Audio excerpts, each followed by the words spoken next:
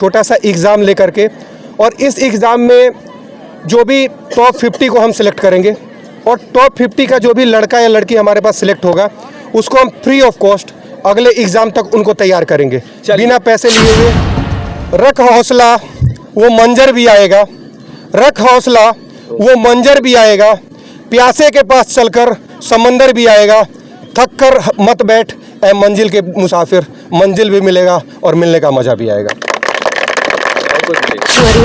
कहाँ घर है आपका? कोइलगामा। क्या तैयारी करना है आगे? आर्मी का। आर्मी का। कहाँ आपका हाइट है? हो- बिहार पुलिस बनिएगा। अभी हम घोड़ासहन हाई स्कूल के फील्ड पे हैं। ऐसे सर इतिहास रच दिए हैं कि एगो करना बिहार में एक उदाहरण पेश करेंगे। अभी हम लक्ष्य डिफेंस एकेडमी में आए हुए हैं और यहाँ पे घोड़ासहन के जगह जगह के हर गांव के लगभग 500-600 बच्चे यहाँ पे और बच्चियाँ आए हुए हैं और जिन्हों के मेन डायरेक्टर हैं यहाँ पे लक्ष्य डिफेंस एकेडमी के दुर्गेश सर, यही मतलब इन आयोजन किए हैं और इनका एक उद्देश्य है कि इनमें से टॉप 50 होगा उनको फ्री ऑफ कॉस्ट मतलब तैयारी कराया जाएगा। चलिए हम सर से बात करते हैं। सबसे पहले जय हिंद सर। जय हिंद और बहुत बहुत धन्यवाद आपको यहाँ तक आने के लिए। जी जी। तो इस आयोजन क्या है, मतलब इस आयोजन के बारे में बताइए। जैसे देखिए, सबसे पहले यहाँ पे हमने क्या करा है कि जो भी आसपास के क्षेत्र के बच्चे हैं, जो भी बच्चियाँ हैं, जी जी, जिनको आज तक यहाँ का एजुकेशन सिस्टम इस तरह से है, जो घोड़ासहन क्षेत्र का, घोड़ासहन के आसपास के गांव का क्षेत्र का है, जो मैट्रिक में बच्चे पढ़ रहे हैं, जो इंटर में पढ़ रहे हैं, उनको पता नहीं है कि इंटर करने के बाद हमको करना क्या है। जी जी, ठीक है। और ये चीज़ हमको बड़े दिन से परेशान कर रहा था। जो टीचर लोग भी होते हैं वो भी इनको नहीं बताते हैं कि आप 10th कर रहे हैं, 10th के बाद इंटर करिएगा या इंटर करने के बाद आप क्या करिएगा। जी जी। उसी वजह से हम यहाँ पे प्रतिभा खोज प्रतियोगिता आयोजित किए हैं ताकि इनको हम एक आइडिया दे पाए, एक गाइड दे पाए कि आपको यहाँ से निकलने के बाद क्या करना है, किस तरह से कंपटीशन का तैयारी करना है और किस तरह से पैटर्न पे कंपटीशन में आपको एग्ज़ाम पूछा जाता है। जैसे मान लीजिए आपने अभी तक इंटर का तैयारी करा, इंटर का परीक्षा पास करेंगे आप लोग, मैट्रिक का तैयारी करेंगे, मैट्रिक का परीक्षा पास करेंगे। उससे होगा क्या, आपको बस 1 पीस ऑफ पेपर दिया जाएगा, आपका मार्कशीट दिया जाएगा, आपका और भी कुछ डॉक्यूमेंट आपको देंगे, लेकिन आपके घर में रोटी नहीं आएगा, आपके घर में नौकरी नहीं आएगा।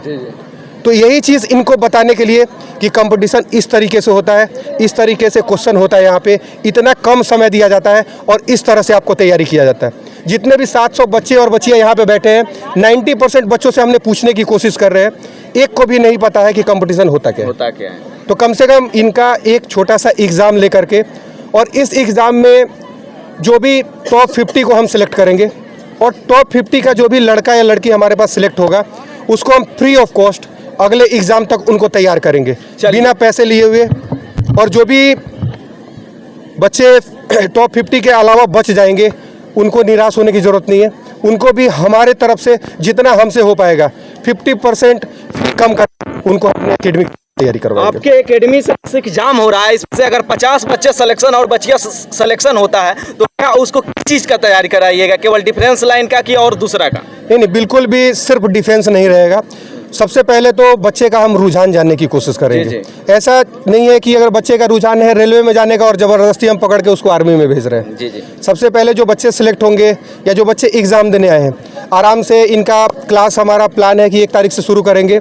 उससे पहले हम इनको बुला करके इनका एक काउंसलिंग करेंगे। जी जी। कि आपका मोटिवेशन किस क्षेत्र में है, आपका सोच किस क्षेत्र में है। जी जी।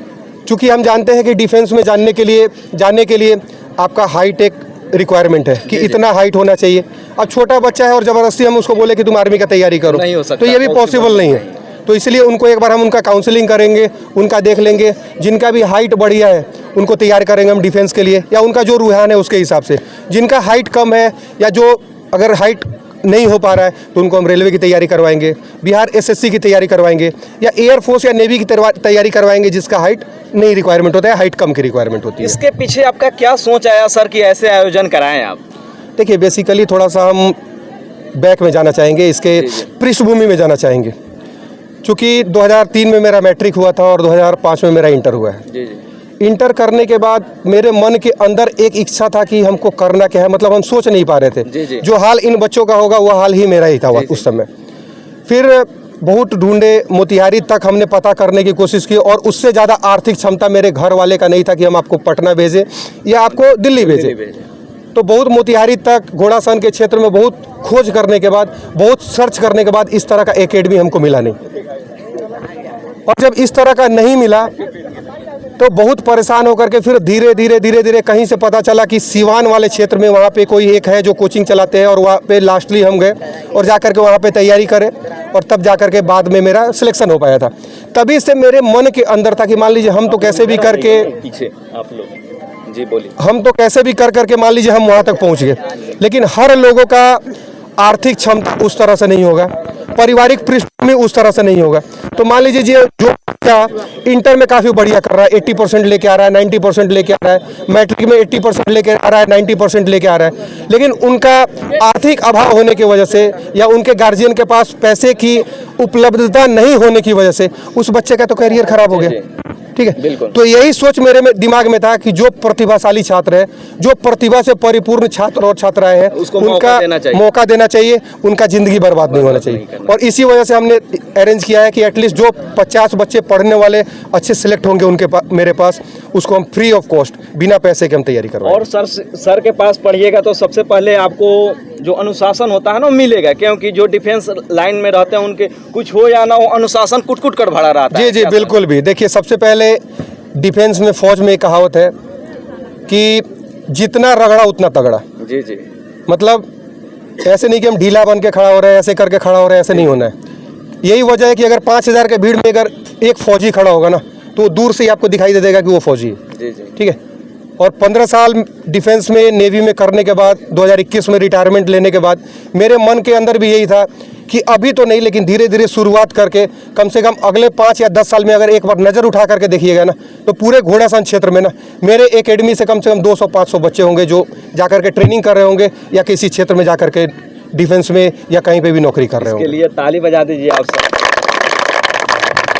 चलिए सर, हम अंत में यही कहेंगे कि अंत में जो बच्चे देख रहे हैं, जिनके माता पिता देख रहे हैं, उनके लिए आप क्या बोलिएगा? रख हौसला, वो मंजर भी आएगा। रख हौसला, वो मंजर भी आएगा। प्यासे के पास चलकर समंदर भी आएगा।